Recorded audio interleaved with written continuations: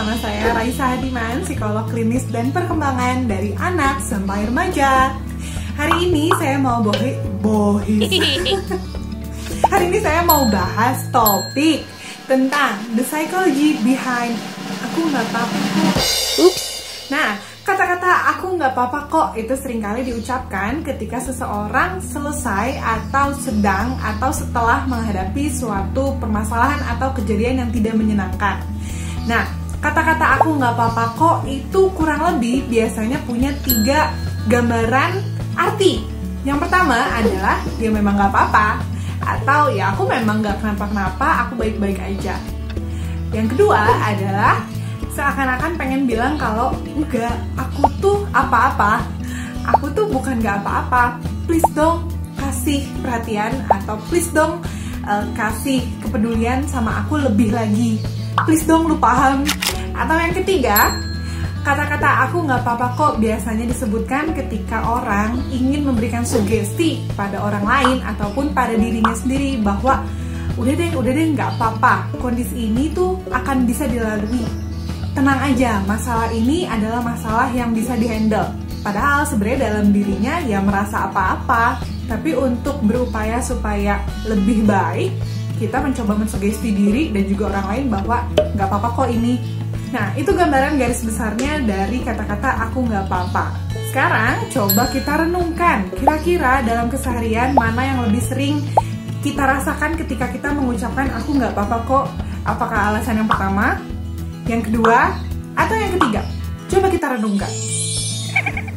Kalau misalnya kamu memang lebih sering ngucapin aku nggak apa-apa dalam artian gambaran yang pertama, yaitu ya memang nggak apa-apa. Oke, kalau gitu anggap aja video ini sampai selesai merupakan perspektif tambahan dari saya. Nah,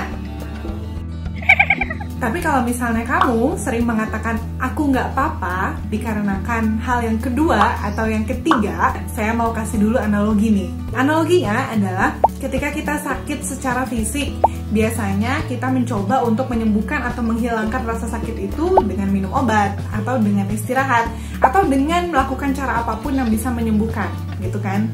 Nah, tapi seringkali manusia itu ketika merasakan sakitnya secara emosional atau misalnya secara psikologis, seringkali susah untuk mencoba untuk menyembuhkan. Biasanya ketika merasakan sakitnya secara emosional atau secara psikologis, yang dilakukan adalah berusaha untuk baik-baik aja, yang mana itu sebenarnya tidak menyembuhkan.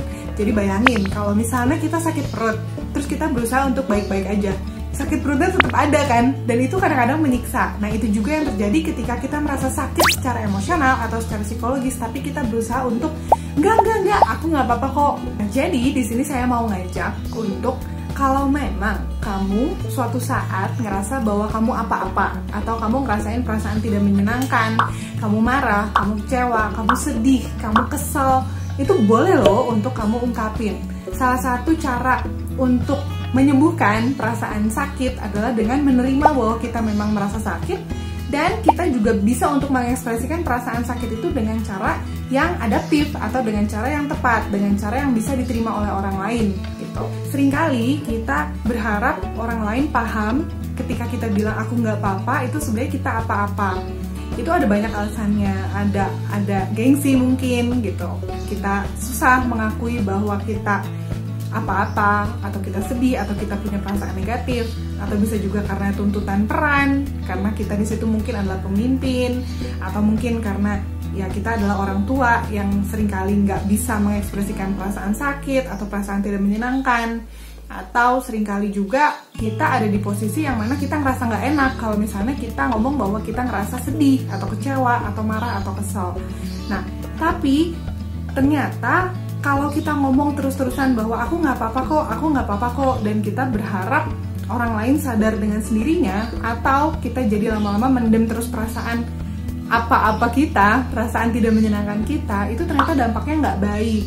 Yang pertama, ternyata menurut survei dikatakan bahwa kalau misalnya kita ketemu dengan orang yang kita rasa dia menghadapi suatu masalah, tapi di setiap masalah kalau ditanya selalu jawab aku nggak apa-apa, ternyata orang-orang mempersepsikan hal itu sebagai suatu cara untuk mencari perhatian. Dan lama-lama orang ngerasa annoying.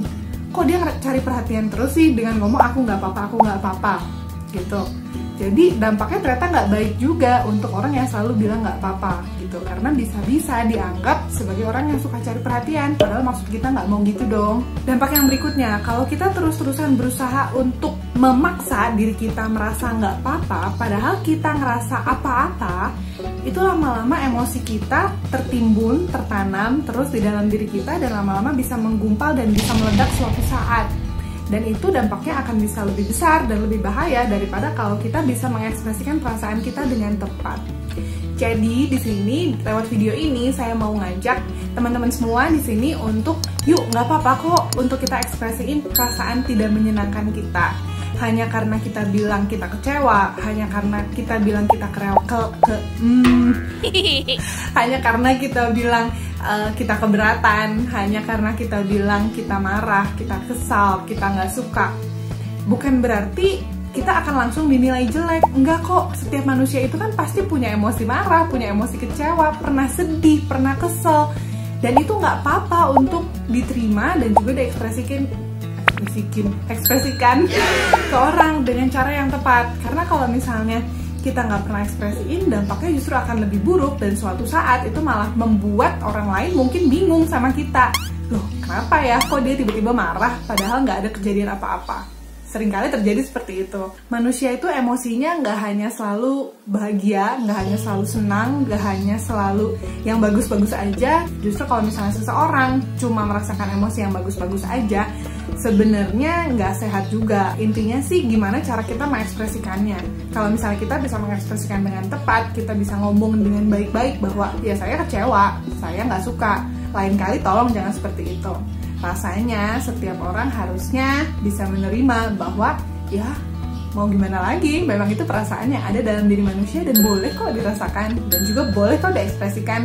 Oke deh, jadi mudah-mudahan semua teman-teman yang udah nonton video ini bisa lebih berani untuk mengekspresikan perasaan, dan yuk keluar dari persembunyian di balik kata-kata aku nggak apa-apa kok. Yuk kita lebih berani buat ekspresiin apapun yang kita rasakan, dan yuk coba untuk orang-orang yang sudah berani mengekspresikan perasaannya kita appreciate dan kita hargai, kita terima bahwa setiap orang memang boleh-boleh aja punya perasaan apapun. Oke deh kalau gitu, sampai ketemu di video-video berikutnya. Jangan lupa untuk yang merasa video ini bermanfaat atau perlu ditonton oleh orang lain, share video ini kemanapun, feel free untuk lakukan itu. Dan jangan lupa di like, comment, subscribe, karena subscribe kalian bermanfaat sekali untuk pengembangan channel ini. Saya jadi lebih semangat lagi bikin videonya. Jadi jangan lupa diklik tombol subscribe dan dinyalain loncengnya supaya kalau saya posting video seminggu sekali muncul notifikasinya. Sampai ketemu lagi, bye!